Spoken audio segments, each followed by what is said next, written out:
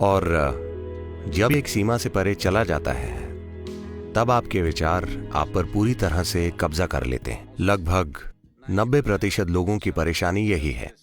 ये मेरी इच्छा और मेरा आशीर्वाद है कि आप अपने ही मन की कैद से बाहर निकलें और सृष्टि की सुंदरता को जानें।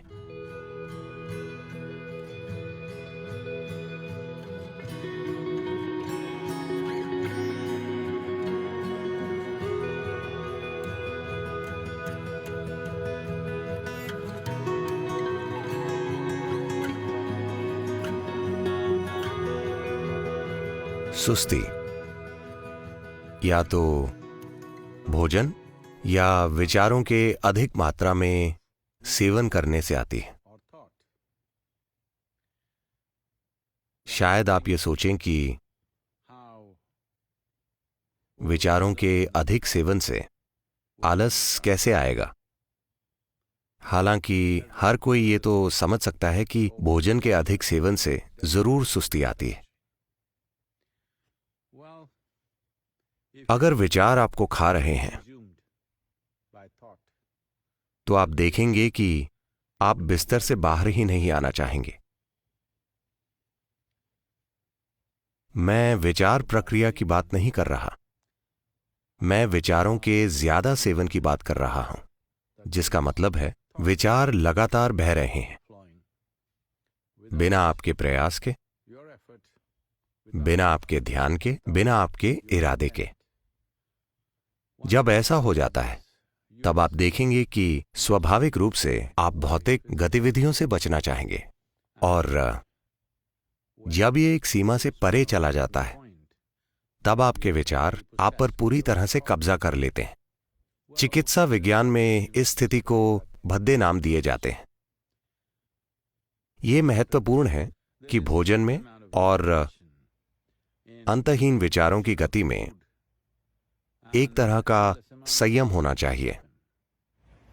Thinking consciously and just consuming or living upon thought or being consumed by thought are very different things. चेतना से सोचना या बस विचारों के सहारे जीवन जीना, ये दो बहुत अलग चीजें हैं। ये एक दुर्भाग्यपूर्ण सच्चाई है कि बहुत सारे लोगों को इनमें फर्क पता नहीं है, और इस वजह से जो कीमत मानवता चुका रही है वो उचित नहीं है।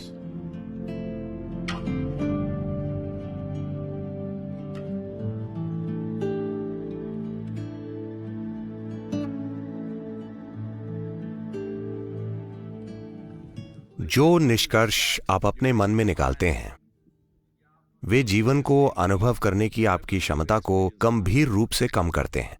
जितने ठोस आपके निष्कर्ष होंगे उतना ही ज्यादा आप उनके आधार पर अपनी पहचान बनाएंगे, और उतनी ही ज्यादा आपको अपनी मानसिक सच्चाई, अस्तित्व की सच्चाई लगने लगेगी।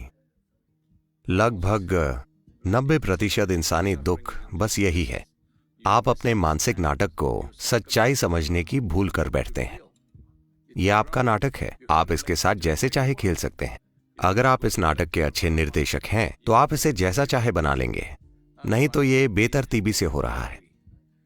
यही अस्तित्व की सच्चाई है। ये कितनी सुंदर है, पर ज्यादातर लोग अपने मन में जीना चुनते हैं क्योंकि उन्होंने ठोस निष्कर्ष बनाए हैं, और अब उनके लिए यह विकल्प ही नहीं रहा कि उन्हें कहां जीना है। अब समय है कि आप इस धरती पर जिएं, इस सृष्टि की सुंदरता और इस सृष्टि में सृष्टा की उपस्थिति की भी अनुभूति कीजिए। सृष्टि के हर पहलू पर बस पर्याप्त ध्यान दीजिए और आप सृष्टि के स्रोत की उपस्थिति को उसमें देखेंगे। आपको यह अनुभव करने की जरूरत है। मानसिक नाटक आपका बनाया हुआ है। जो अस्तित्वगत नाटक यहां हो रहा है उसकी तुलना में मानसिक नाटक बहुत छोटा है। अब समय है कि आप इसका आनंद लें। यह मेरी इच्छा और मेरा आशीर्वाद है कि आप अपने ही मन की कैद से बाहर निकलें और सृष्टि की सुंदरता को जानें। बुनियादी चीज, सबसे मौलिक पहलू जिसका आपको ध्यान रखने की जरूरत है वो ये है कि आप निष्कर्ष मत बनाइए। अगर आप निष्कर्ष नहीं बनाते The doors of your mind will not close. तो आपके मन के दरवाजे बंद नहीं होंगे।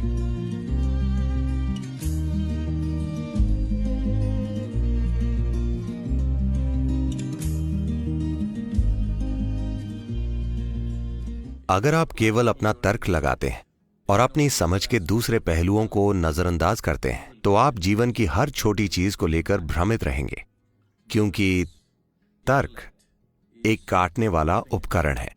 ये एक चाकू की तरह है।